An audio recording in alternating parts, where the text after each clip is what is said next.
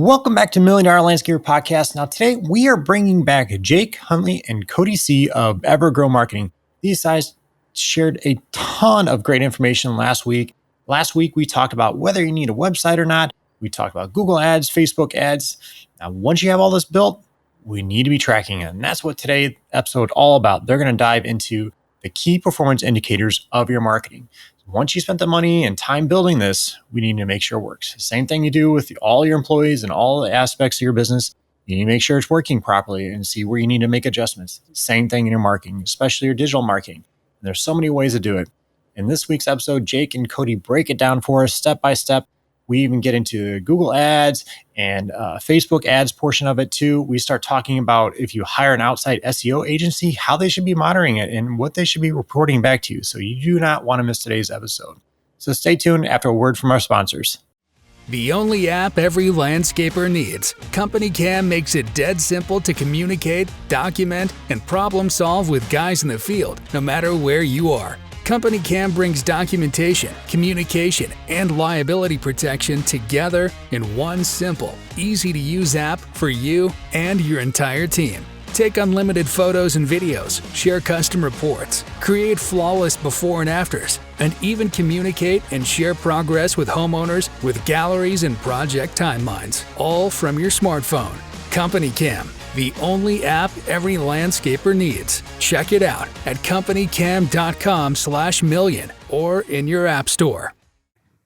We want to take a quick second to tell you about our friends over at Cycle CPA. I can't even express to you how important it is to have a good accountant on your side. You know you want accurate bookkeeping and financial statements every month. Instead, you're often left with limited time to focus on the accounting side of your business and no reports to show for it. At Cycle CPA, the landscaping accountants, they not only handle the bookkeeping, but also provide landscape industry benchmarking, job costing, financials by service line, advisory meetings, and much more. Cycle CPA has a team of landscaping accountants available to provide anything from bookkeeping to CFO services. Visit cyclecpa.com and for $100 off, mention the Million Dollar Landscaper Podcast. If you want to get the leads you want and turn your current clients into raving fans, then you need to try SendJim. They've created an exclusive offer just for our listeners. If you sign up today, you can get your first month for just $2. So if you haven't already, go to sendjim.io/MDL, where you can get even more exclusive deals just for Million Dollar Landscaper Podcast listeners.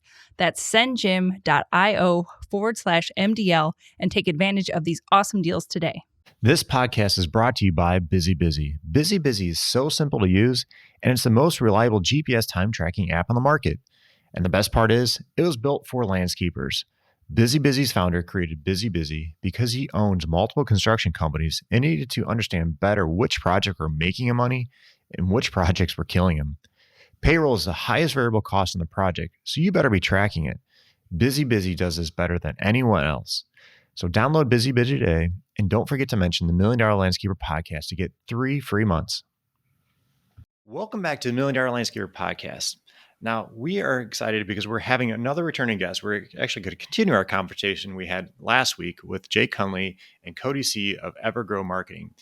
Last week, if you missed that episode, you want to go back, check it out. We start talking about websites and what to do first, whether it's SEO or ads and all that stuff. It's an amazing episode, so you definitely want to go back and listen to it if you haven't done that already. Today, we're actually going to kind of dive in a little bit further, and we're talking about tracking and understanding ROI with your digital marketing. Welcome, Jake. Welcome, Cody. Appreciate you guys being on here again. Thanks for having us again. Yeah, glad to be back. So just if those that did not listen to last week's episode, you mind just talking a little bit about yourself and your Evergrow Marketing business? Yeah. So we're a digital marketing performance-based agency for the landscaping, lawn care, green industry, anything in that realm. We're not your design or branding company. You come to us to get leads, and that's what we provide. Yeah. One thing I will say, just as a quick note, I don't recommend a whole lot of people as far as marketing and stuff. And you guys are one of them. It's actually yourself and one other person. That's all I recommend.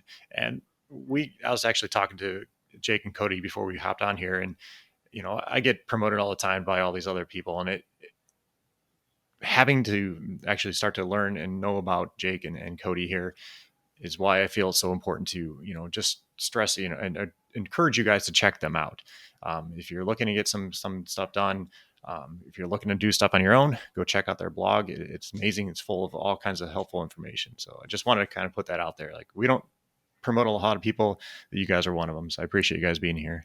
Oh, we appreciate the words. Yeah, I think it just more goes to the fact that we don't really promote ourselves in a way. I mean, we're just here to give information, and even like these podcasts, like, you know, to an extent, they're, you know, a marketing opportunity with you, but at the same time, like, we actually don't use these to promote ourselves. I usually send them to people to understand topical points.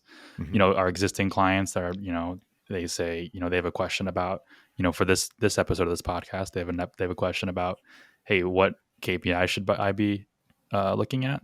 I'll just send them a link to this podcast. There you go. I appreciate it. It's always good to promote my podcast. I appreciate that. No, but today we wanted to kind of dive in and start looking at more of the analytical side of ads and you know, Facebook versus Google and all that stuff. So you guys mind start talking about some of that? Yeah, of course. So as a performance-based industry, KPIs are our number one thing we look at. And for those of you who aren't familiar with KPIs, it's just key performance indicator. These are metrics that are used to help determine whether your campaign is successful or not, or whatever. I mean, you have KPIs and all sorts of things. You have revenue KPIs. We're going to talk about specifically marketing KPIs. But with that, there are things there are KPIs that are misleading, things you shouldn't be paying attention to as much, things you should be paying attention to. And then also the difference between some attribution. So, you know, if we touched on it last episode, but if you run a Facebook campaign and a Google campaign and the same user interacts with both ads, which one gets credit for it? And so that's really the core concept of what we want to portray. And you don't need to be super analytical to understand this. You don't need to be a marketing guru, and you don't need to hire somebody to understand these KPIs or even look into some of this data. That's good to know, because, you know, many landscapers they're focused on the work. They know that stuff, but when it comes to marketing or these KPIs, they may not know that. So that's why I'm appreciate you guys hopping in and kind of sharing this information. Yeah. Do you want me to just get started with the Facebook part? Yeah. I know. Okay. We were talking a little bit before the show about Facebook ads versus Google ads and the reporting and stuff. I found that very interesting. I didn't know all this. You mind talking a little bit about that? Yeah. Sorry, I had to jump the gun. I was like, how do I segue into this part? But thanks for leading me in. So we recently started providing Facebook ads as a service because there was such high demand. With Google ads, everything is pretty straightforward. If somebody clicks on an ad, goes to your website, fills out a form, calls or emails you, we can track that and we can credit Google ads for that. It gets a little more complicated with Facebook because now you're dealing with another platform that has its own native analytics and native targeting. And it's when you correlate what the results Google or Facebook is giving you, and then you look at your actual website results, there's going to be some discrepancies. The other thing to talk about is really focus on what matters when you look at your Facebook ad tracking. So I do want to preface this, but there are two ways to run ads on Facebook, and there's a lot of landscapers out there that don't know this. There's an ads center and there's an ads manager. Ads center is kind of what you run into when you boost a post. You have some basic targeting elements. You have geos. You have some interest targeting. You have, when I say geos, I mean geography, regional, like location targeting. And you might have some basic demographic targeting and things like that. You can set your daily budget or a lifetime budget. When you deal with Ads Manager, which I believe is business.google or business.facebook.com/ads manager, when you set that up, you have a way more targeting options. Not only can you upload your own customer list or your own lead list from like a CSV or Excel file, you can use that to then scrub out your target so you don't serve ads to your existing clients. And there is just a slew of things. You can also add event tracking. You can track specific events on your website, like if they click to call, click to email, fill out a form, and you can actually get data on leads. You can also control your placements in Ads Manager. If there are like 17 different placements, Facebook will post your ad. There's the right-hand side panel, desktop, there's articles, Facebook Messenger, stories. If you have a specific placement that's not performing well in Ads Manager, you can shut it off, and you can direct your budget towards better placements. I don't believe you can do that in Ad Center. I think it's very rudimentary. It's just very kind of simple. So having said this, Facebook has some really advanced reporting metrics that you can look at: the placements of your ads, demographics of people who are interacting with your ads, and other data like impressions and clicks and click-through rate. So we're going to focus a lot on Facebook Ads Manager, but a lot of this does apply to Ad Center if that's how you're running your ads. For starters, impressions don't mean a lot. There's a lot of people who are like, I delivered this ad to 40,000 people with $10. Okay. Did any of them do anything with your ad? I mean, that's no different than having a billboard on the highway. When impressions are important, it's important in knowing what your click-through rate is. So your click-through rate is the number of clicks you receive on your ad divided by the number of impressions you receive. And an impression is just any time your ad just shows up in someone's news feed or whatever, regardless of whether that they looked at it or interacted with it. And if you have a low click-through rate, something under 1%, you might want to adjust your ad creative. Like, you know, have a better call to action, have a better image. Maybe your placements aren't very good. But then the most important thing that we always pay attention to is spend, obviously, and conversions or leads. And these are things that you can configure in Ads Manager. If you're running lead ads, which is basically just an ad on Facebook, and then you click on it and a Facebook form pops up and you can configure that, then it's really self-explanatory.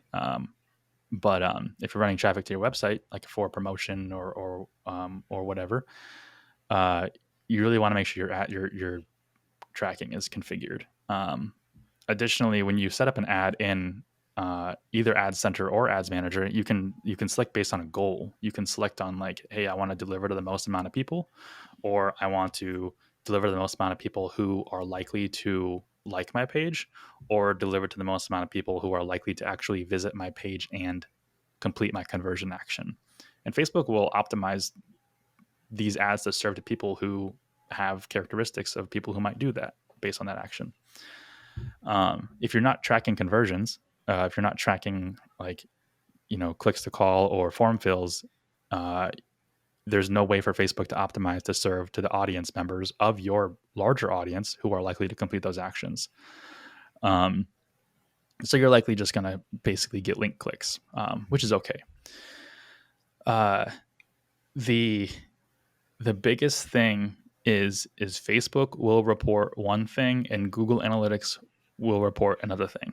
So Cody and I view Google Analytics as almost kind of like the Bible of analytics and metrics. Like, this is probably the one source you should be paying attention to because it is literally data on your website.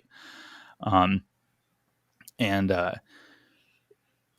got to get the concept out of your head that a link click does not mean a page view. There are totally two different things. So one, you can't even track page views or conversion actions through your Facebook ads unless you have the Facebook pixel or tracking code on your website, and they have instructions on how to get that set up.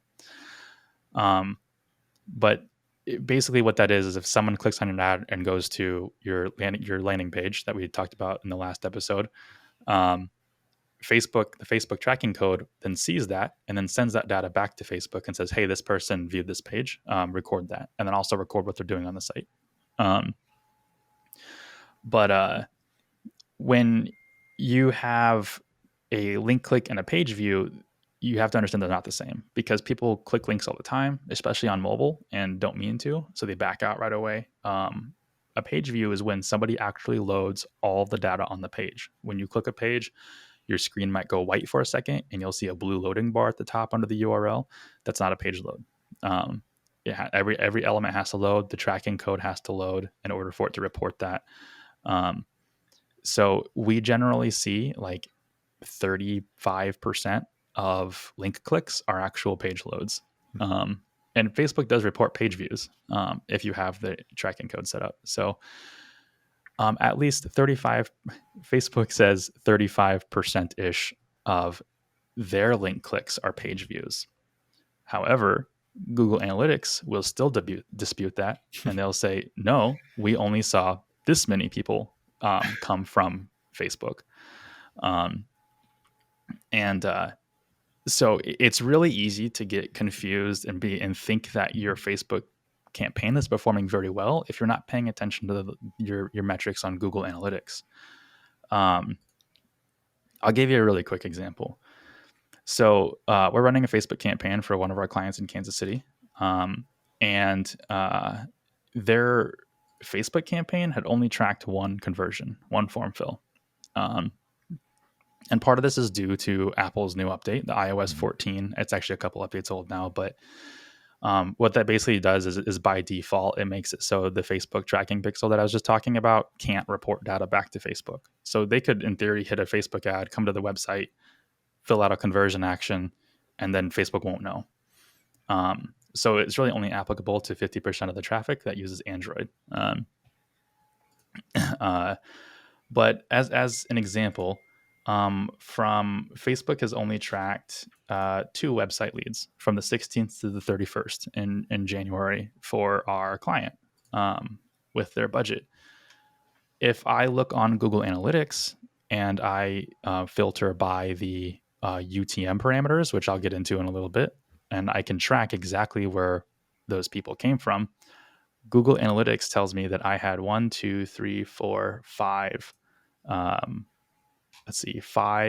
5 conversion actions, 5 form fills. So that goes to show that over 50% of them didn't even get reported in Facebook. That's crazy. Yeah. And well, it's because I'm on my own website, and iOS 14 doesn't affect your own data on your own website. So you can track this better. Which kind of brings me to how I do this, or how we do this and marketers do this in general. There's a thing called UTM parameters. They stand for something. I don't know. You can Google it. But if you type in like UTM builder in Google, there's a Google tool that will help you build a UTM parameter on your URL. So if you've ever clicked on a Facebook ad, if you're listening to this podcast right now and you want to go to Facebook and just find an ad and click on it, in that URL of that website, there's going to be like a bunch of like, it's going to be like / equals campaign equals keyword equals source. All of those are parameters to tell Google Analytics how to filter that traffic. So if somebody clicks on that ad and it generates that URL, you can filter parts of that URL into Google Analytics and see specifically where the traffic came from. You can track the source. So like, Facebook, you can track the medium. So like the medium might be paid ads. And then the name might be like the name of your promotion. The keyword could be the type of ad you're running. And you can set all of those so that you can filter and view them in Google Analytics. How many people came from Google or Facebook ads? And that URL is always generated. And what's great about the UTM parameters is no tracking blocks those, because you're setting UTM, you're setting the URL yourself. It's not taking personal information from the person. All it's saying is, hey, this page was viewed. I don't know by who, but it was viewed. And that's really what matters. So when in Google Analytics, when we track form fills and emails and phone calls, we're always tracking those conversions anyways. But what we're telling Google Analytics is, hey, anybody who has done one of those 3 actions and also has this UTM parameter, report that back to me and tell me what those results are. And then they'll give us real results on-site data. So not just form fills or conversions, but they'll also tell us Hey, how long do these people stick around for? How long do they, when they come from this UTM, how many pages are they viewing? How long are they staying on the site? Do they hit the landing page and then just leave? That's called bounce rate. So one really good thing that this has done for me is I have a dynamic UTM parameter set, which you can build in Facebook itself, where I say, hey, pull in the placement of the ad. So if it's in like the right side of Facebook, or if it's in the desktop feed, or if it's like on a video ad, pull in that placement of the ad into the campaign portion of the UTM, because I want to know how those placements perform on my actual site. So what Facebook is going to record is they're going to record how many links you got on those placements. They're going to record how many impressions those served, and the engagement rate. And for one example, for Facebook in-stream video, so that's like when you're watching a video on Facebook and you see like the little ad underneath it. The engagement rates were off the charts. Like it was like we had like a 5% click-through rate. It was insane, and tons of clicks. And I was like, oh, this is great. And anybody viewing Facebook metrics alone would say that's amazing. But if you look at your Google Analytics, I have a bounce rate of 100%. So what people are doing is they're accidentally clicking on those while watching the videos and then not doing anything.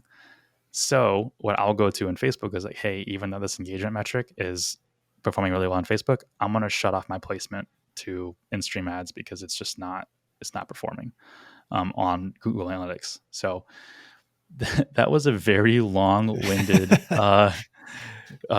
just thought process on tracking proper Facebook ads and using Google Analytics. So hopefully I didn't bore all of you guys.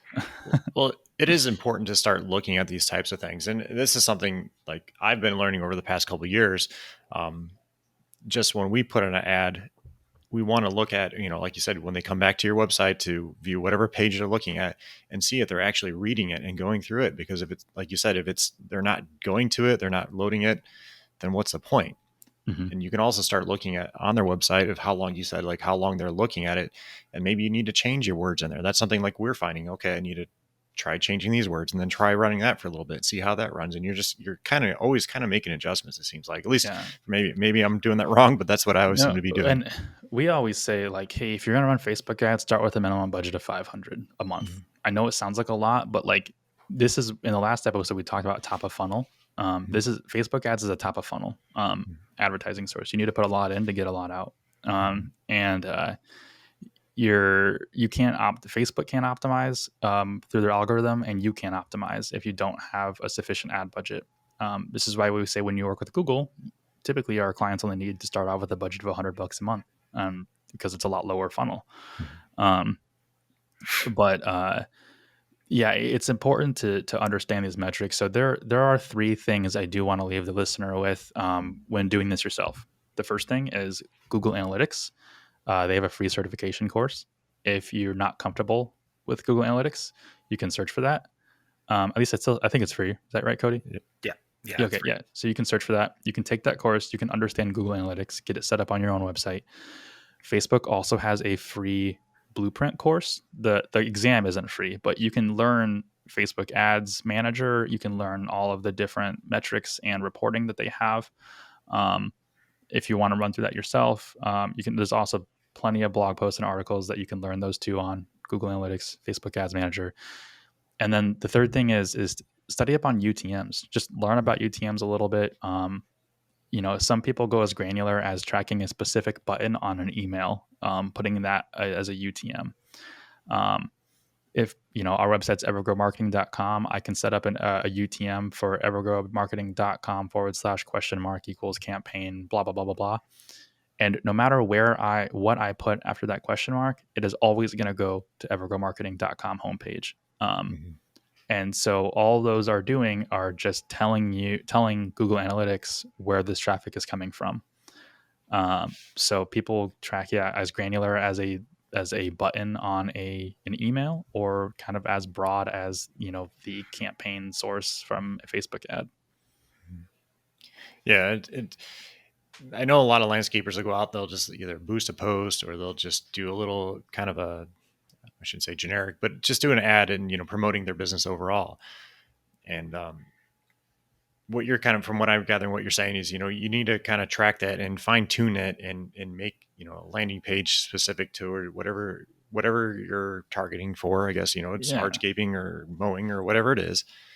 And then you can kind of track what they're doing on these sites. Is that correct? Yeah. Again, it all goes back to what your goal is. If your goal is to get more page followers, then you don't really need any of this because all of that interaction takes place in Facebook. If your goal is to get leads from your website or get people to your website, I would advise you to set this up. But again, you don't need to listen to me. There's that thing, I can't remember who says it, but you can't, maybe it's Seth Godin, big marketer. You can't optimize what you can't measure. And if you don't measure things, you're never going to get, so many people run Facebook ads or run Google ads and say, it didn't work for me. But then they didn't hear this podcast and it's like, well, this is why it didn't work for you. Yeah. One other thing we want to talk about is a little bit today was attribution. You mind talking a little bit about that and what it is? Yeah, Cody is the expert on this one. Okay. Yeah. And before we even get into this, I think the two things that I want to make sure we hit on before we even go further with this part is remember that Facebook and Google are two different ecosystems. They track separately. The things that people do there happen separately. They can play with each other, but think of them in their tracking environments differently. And there's different setups that go into each one. And then the second thing, it's like what Jake said. I'm just going to say it. Do not spend money on advertising if you are not tracking what's happening. You're lighting money on fire. It's a fact. You have no idea what's happening with your results.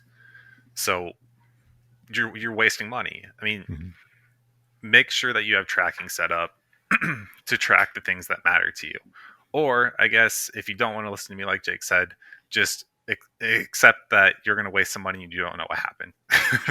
We even recommend our clients to do traditional advertising, like postcards and direct mail and EDDM, to put call tracking numbers on there, or put specific landing pages to visit with a QR code and track your results, track your response rates.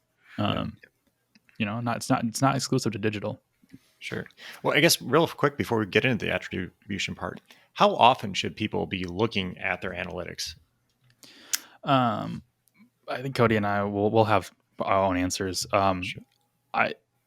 I say, so when you launch a campaign, we typically don't look at analytics for a few weeks, 1 or 2 weeks. We probably look at to see if it's serving and it's performing, but we don't look at it in terms of optimizations probably every month. Because if you make too many optimizations too soon, you're going to skew some results. When you launch a campaign, and it only serves to 100 people, and you have 10 people click, wow, that's a 10% click-through. That's amazing. But if you just keep letting it run a little bit longer, you're going to get more data from the population. And it's going to start even like, oh, this is only a 0.5% click-through rate. So if you started making optimizations beforehand, you could really mess things up. That's why we do a month at the longest interval.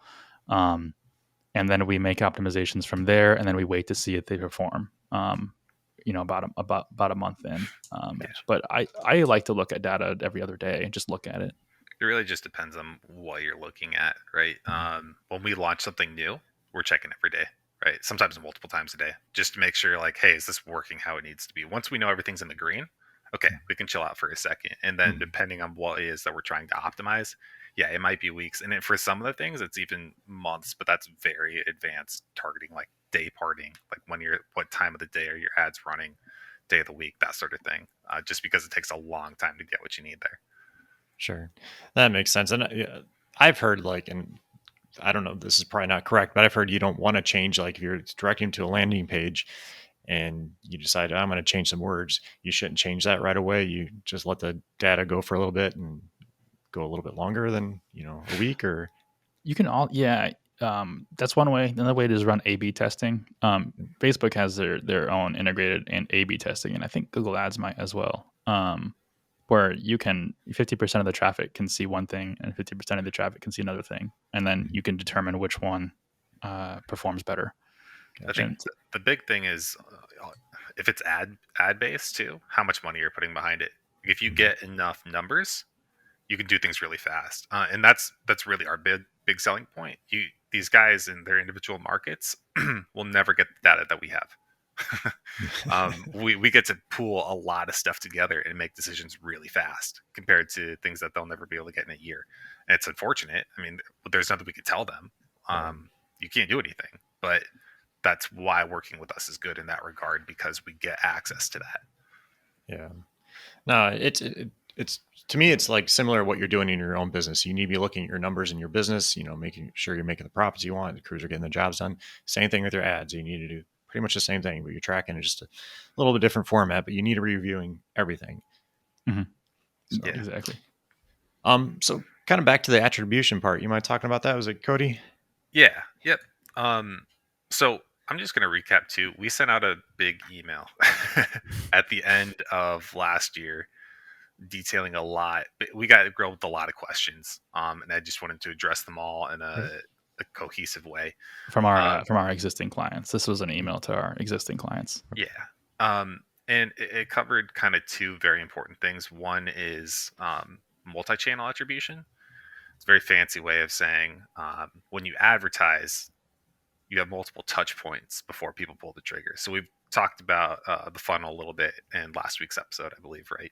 So if you haven't listened to that, go check that out so you have an understanding of what the funnel is. But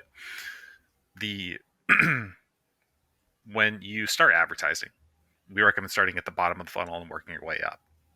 Search is amazing because people search exactly for what they want. So it's very cost effective to advertise with search.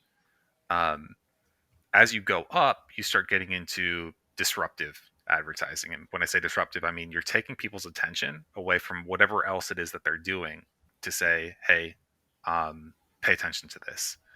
When you do that, you don't have as much of their attention. So you might have a touch point there where they eventually come back. So in Google Analytics, there's this report called multi-channel attribution that will show you and tell you how people interact along the path to actually converting. So you might see they clicked on a Facebook ad, they clicked on a Google ad, they came back organically, then they came back directly. They just punched in your website and then they converted. When you do that, or when you're able to see that, you can give more credit to those touch points along the way.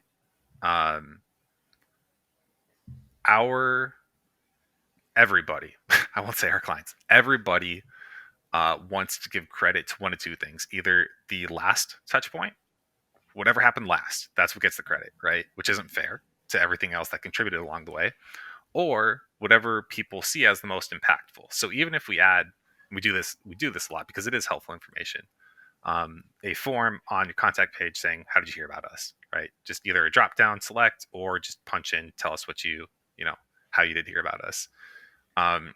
It's going to be most likely one of those two things, right? You can still select all that apply, right? But either the most recent or the most impactful. And that's not accurate to the full story. So what we were telling everybody was the further you move up the funnel, the more you want to start growing your advertising, spending more money, getting a bigger business, the entire thing, right? You have to get more comfortable with that idea that cost per acquisition, cost per lead will get more expensive the further you go up, but that's because it's contributing to the funnel. And eventually they will go down the full path and then convert with you. So if you're not comfortable with that, one of two things: don't spend money. Don't spend money on if you're not going to be happy. I lost the other one. It was going to be good. I was really proud. Let's see if it comes back. Yeah, I'll pick it up here. But yeah, and part of it too, like we showed this to one of our clients. We're like, because we're on our reports that we give organic traffic, and we also give Google Ads traffic and conversion metrics. And Google will never tell you what people search for when they convert through organic means. But they will tell you like what people clicked on and what people searched when they clicked on you. Whereas Google Ads will tell us exactly what people searched for when they clicked on us. So we have a lot more granular information with Google Ads. And since for most of our clients, we have non-branding ad campaigns. So we're targeting keywords like lawn care. We're not targeting the client's name. And in some markets we do because competitors target our clients' names. But organic will never tell you that information. So sometimes we have clients that make assumptions and say, well, how do I know if they're just typing in lawn care and near me and clicking on my organic name or my organic result, or if they're just typing in my name into Google and then clicking on my organic result, because those will be recorded as the same. They'll both be recorded as organic conversions. And so to that we say, who's to say they didn't take an action higher up in a non-branded way and discovered you that way?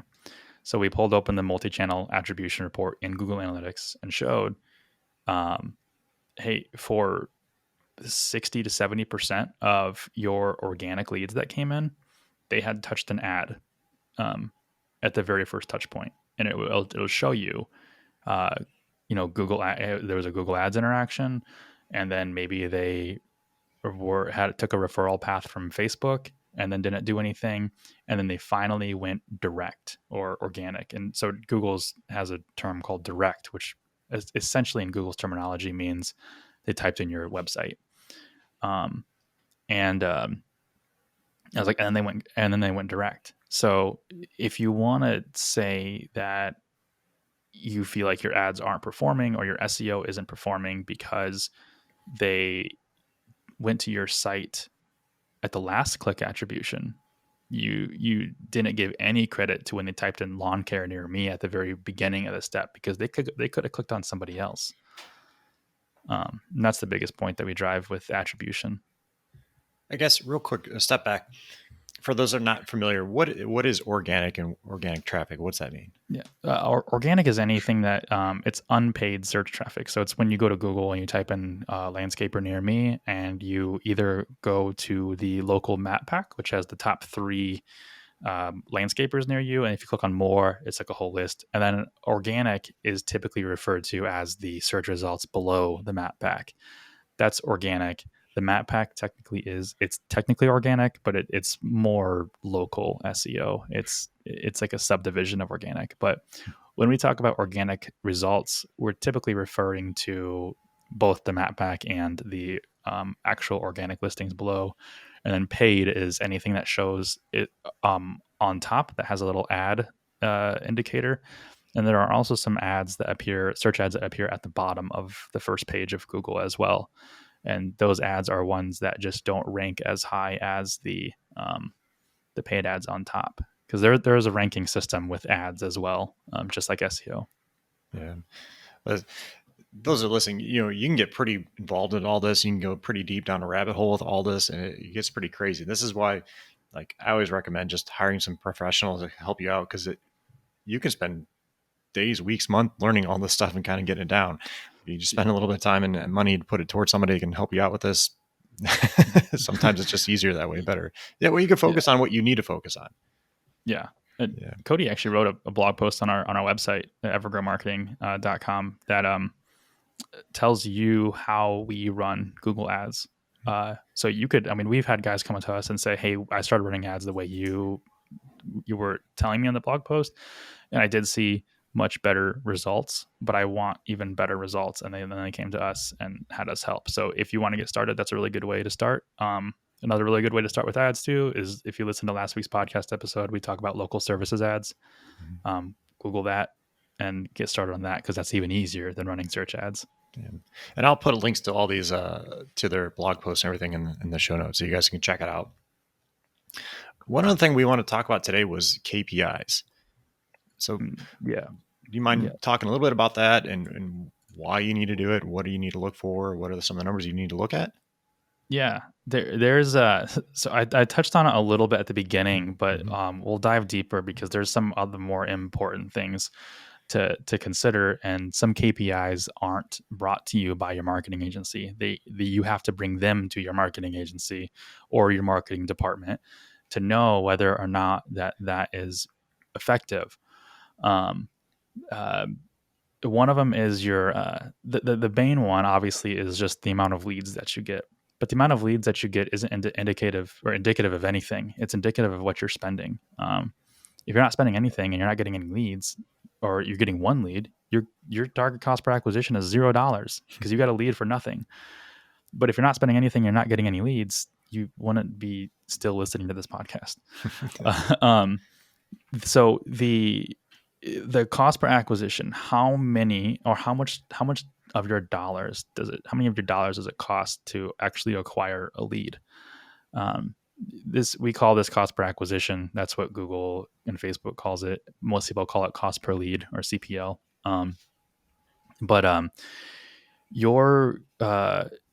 You need to know your target cost per acquisition. So this is how much, if you were to give your marketer, whoever that is, even if it's you, an amount, and they could guarantee you a lead, how much would that be? Obviously, we're not going to guarantee leads. Nobody should. But that is your target. That is what you want to achieve. So for landscapers, we did a 2020 industry report last year in 2021 on what we see for different metrics with ads, and even some organic traffic as well. And our target cost per acquisition, or our cost per acquisition across the entire country, across all different kinds, lawn care, landscaping, hardscapes, was $48 per lead. That is basically what they spend with us, with search ads, divided by the number of leads that were received. It's different for whichever industry you're in. If you're in lawn care, your target cost per acquisition should be like $20. If you're a landscaper, you can have a target cost per acquisition of $100 to $200, or even higher. It just depends on what your average lifetime value, and I'll get over that or talk about that in a second here. This is one of the hardest questions, or hardest answers, or questions to get answered from us, is when we onboard a new client, we say, hey, what's your, how much are you willing to pay for a lead? What we're really asking is, what's your target CPA? And a lot of them don't know. But when you phrase it a specific way, they usually give us a number like $50. I would be willing to pay for a qualified lead that is only coming to me for $50. Then that lets us know how many leads that we need to provide based on what you're paying us to reach that. And if you are, like, let's say you pay us $600 a month and you're getting 12 leads a month, we're meeting your target cost per acquisition. If you want more leads, let's up your ad spend. Let's talk about other methods here, and we can optimize that. If we're getting $50 CPA, let's get it lower. Let's see how low we can get. And I was talking to somebody in your group, actually. I think you actually liked the comment, but you said, hey, I've been paying my marketing team of 4 for 3 months or for 2 months, and I haven't received any results, or I'm not getting the leads that I want. And I was just like, 1, I don't know how much you're paying your marketing team. And 2, it's January. Like, yeah, I don't know what to tell you, man, but wait until the spring. And also give it some time. And what are they doing? If they're doing SEO and you're paying them to do SEO, you have to wait till the end of the spring, at least. You have to give them 4 to 12 months minimum to see if it pays off. And this is why we also say, hey, combine it with an ad campaign, because you're putting a lot of faith in somebody for 4 to 12 months that might not pan out. But if you're on ads, you can get results immediately. But I was like, I need to know more. What are you willing to pay for a lead? To calculate that, there is a calculation for this. And Cody and I do it for our own business, but you have to know your lifetime value. This is how much money your customer is going to give you over the course of their lifetime. For landscapers, it's a little bit easier. It's usually the average number of projects per person divided by what they've spent. For lawn care, it's a little more complicated because you have to calculate first how much a yearly contract is going to cost, and then you have to multiply by how many months or years they stay on with you on average. So, so know your lifetime value, how much someone will give you, and then you have to multiply this by your profit margin. So I know, Scott, I believe you're familiar with profit first. Mm-hmm. Yep. So if you have a profit margin set aside, let's just say it's 10%. Like, this is the profit margin that I want to multiply by. You would multiply, let's say your lifetime value of a client is $1,000. Let's say they do lawn care for a year. Then right now you're at, you're willing to pay $10 or sorry, $100 for a lead. But there's one more to get your target cost per acquisition, and that's your close rate. Is just because you get a lead doesn't mean you sell it. You have to factor in what your close rate is. And if, depending on what CRM you're using, whether it's one like HubSpot or LMN or Real Green, you have to track your close rate. How many appointments do you set? How many quotes do you go out? And then how many people do you actually sell and sign contracts? And if your industry or just a general close rate out there is about 20%, 20% is actually healthy. That means you're not priced too low. You're not priced too high. It means you're in a healthy competitive market. So then you take $100 and you multiply it by 20%. And now you're at $20, right? Mm-hmm. Is that right? Yeah. Yep. Duh. Wow. That was terrible. Yeah. $20. Right. So so now you have a target cost per acquisition of $20. And what this formula did was it calculated it so you are, based on the lifetime value of your customer, you are able to still pay all of your bills, cover payroll, cover your cost of goods sold or your materials, and not make a profit margin at the end of the year. So this is like, and a lot of guys, they don't have a profit margin because, one, they probably aren't doing profit first system, or they haven't gotten to that. There's other things you can do. Like for us personally, we do this formula. We do lifetime value of a client times profit margin times our close rate times 50%, because we want to make some profit margin. But we're also willing to make no profit margin, because we're willing to, because that still grows the client base if our cost of materials doesn't increase, or if our wages don't increase, or labor. That is just, I guess that's the main KPI that I want to drive home: your target cost per acquisition. Yeah, and it's important. And you address some, numbers that landscapers, just besides marketing, need to keep track of is your close ratio and all that stuff. It is so important to understand that and start keeping track of it. Even if it's not, I don't care if you're doing it on a pen and paper, just start writing down, how many people are coming in. I remember we used to have, my mom, who's a secretary, we had a sheet of paper. That's how she used to write things down, and we check off where they heard it from us. And then we keep track of that, and then wrote down an Excel sheet. Did we close the sale or we didn't close the sale? And just, it's important to start doing that. I don't care how you do it, just start doing it. That's another thing. Close rate per medium. Do you close people who come from door hangers more often than you close people who come from your website? Mm-hmm. That'll help you determine which marketing method works best for you. But yeah, you got to track close rates, because if you don't, and you're not tracking some of this stuff, some of the marketing and efforts you do will literally just be in vain. Yeah, that was actually, I remembered my second point, and it's a good closing even too, is just to say, if you're not comfortable with these concepts and you're not willing to learn and adjust and at least get a basic understanding of this stuff, you're limiting the size of your business, and that's just what it comes down to. If you want to grow, you got to get a little uncomfortable, and you got to be willing to get a basic understanding of these things and have a little trust in it. Mm-hmm. And I think Jake said it earlier. It's one of those things you just have to start learning and understanding to build, well, like you said, just to grow, but to build, to put your money to where you need to. Otherwise, you're just kind of wasting it. And that's where I see a lot of landscapers, like you said, well, just Facebook ads didn't work, Google ads didn't work. You have to keep track of it in order to figure out where it went wrong or where you need to correct it. Yeah, and kind of what I went with, the guy that was on in your group, landscaping business owners, was like, it develops trust. If you don't give your marketing agency a KPI to perform against, they have nothing to go off of. Yeah. You have to set expectations with them, and they have to understand those, and also set expectations with you.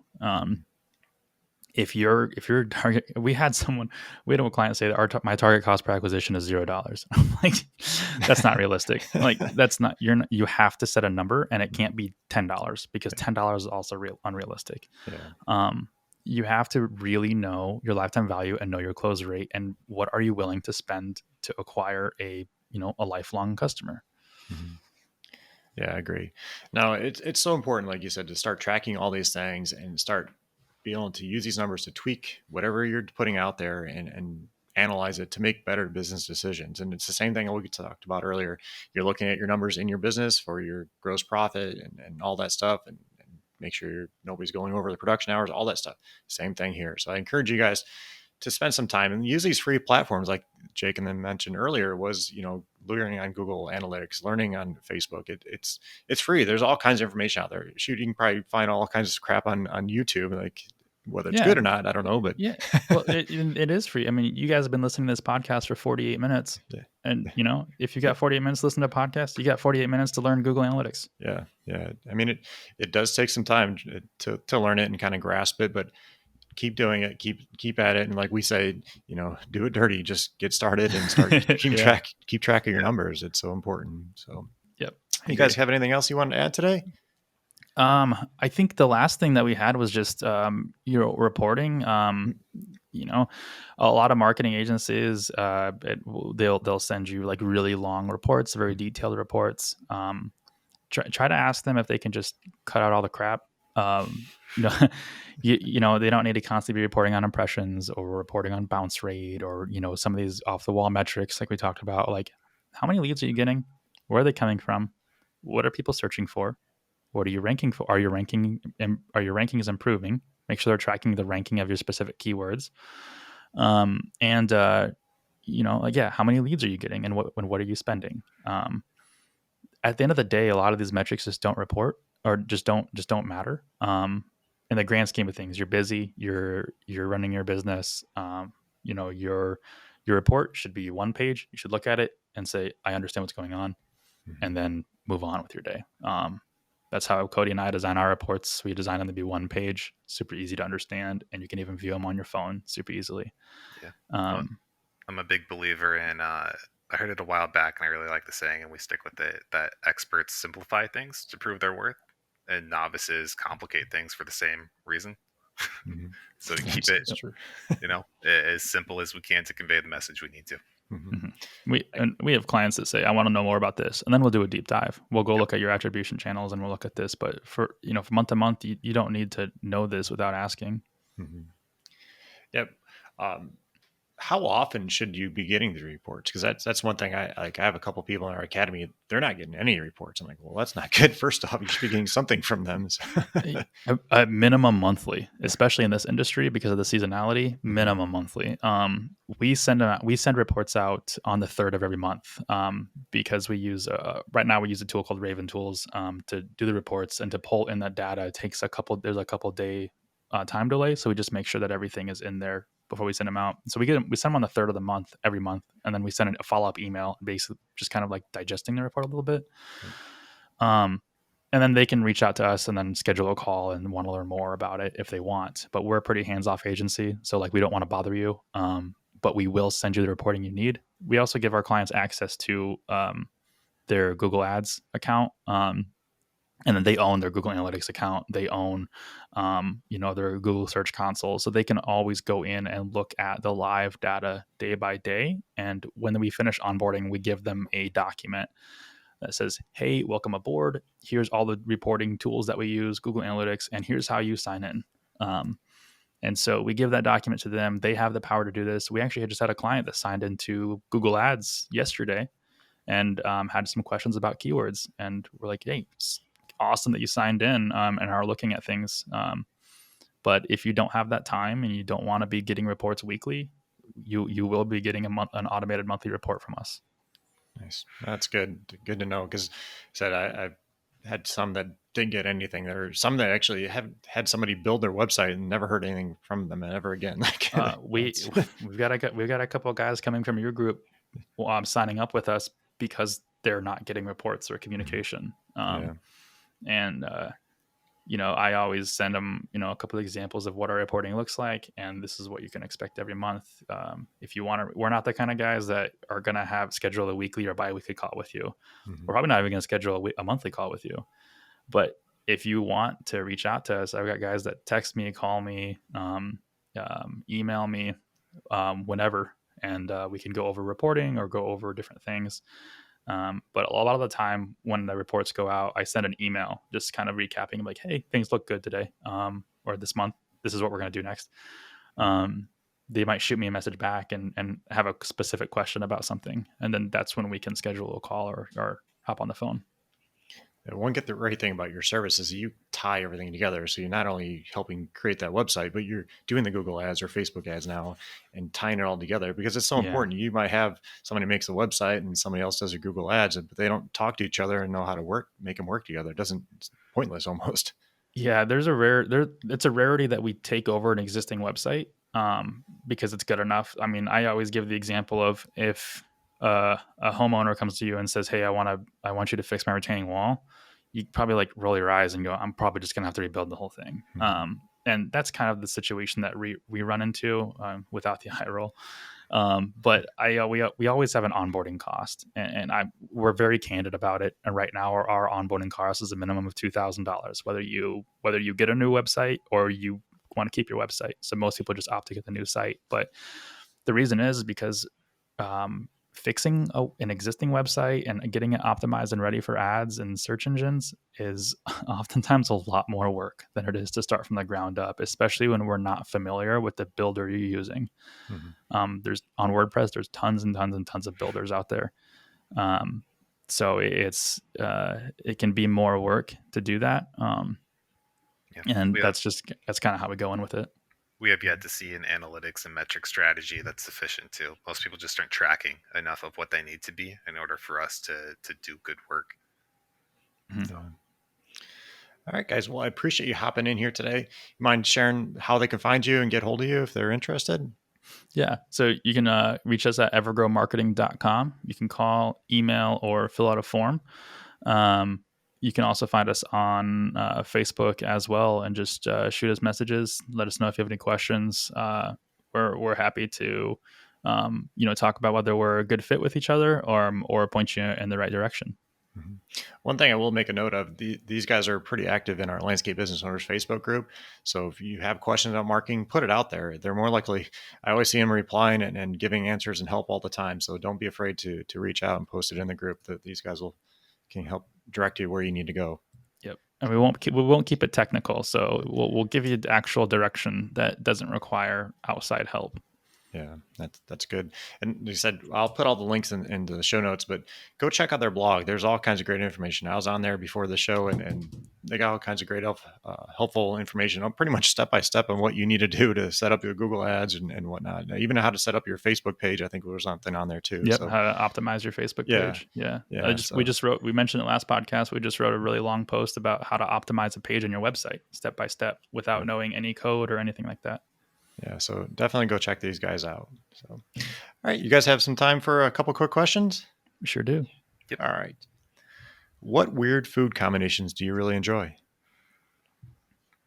Oh my God, there's a lot. Okay, I got a general one, and this throws people off, but I think anything that you use ketchup for, you can substitute with barbecue sauce. I would agree with that. Yeah, meatloaf. Do you put barbecue sauce on meatloaf? Okay, come on. I don't really eat meatloaf. So I'm claiming an exception there. Could you imagine if I said steak? I was like, you don't put barbecue sauce on steak? I think your listeners would have a conniption, Scott. Yeah, probably. This is okay. I'm gonna get a lot of flack for this, but I'm only gonna get flack from people who haven't actually tried this. Sardines and honey mustard. Cody gives me crap for this all the time because I send pictures of it to him on the group chat a lot, and he's like, "That's disgusting," but he's never tried it. So like, how would he know? That's true. I'm good. And then I love anchovies and pizza. I had a guy I went to camp with a long time ago, and yeah, when I was little, and he'd eat anchovies like in the bunk above me. It just smelled so bad. I'm like, I do. I have a tin of anchovies in my but I've been on a hiatus though. From my canned fish lately. Nice. I don't want to hear anybody judging me if you have not eaten it yourself. I'll mention that to my wife, tell her to try it and see. All right. Do you guys have any superstitions? Yeah, I do. Cody doesn't. He's a very logical person. I got nothing. I know I do have superstitions. I can't exactly remember what they are, but I will always make sure to, like, I have a superstition that if I solicit, I'll lose business. So like I don't ever be like, hey, visit our services, or like you promote. So like, that's why Cody and I have like run no ads ever for Evergrow. It's always been inbound. And like, that's one of my superstitions. I'm just afraid of doing that. I also have another superstition I think a lot of people can relate to. And it's, if I don't watch a football game, the team I'm rooting for will win. It happens all the time. I watched the last Chiefs game and they lost. See, and there you go. And for the listeners, I'm not a bandwagoner. I'm from Kansas City.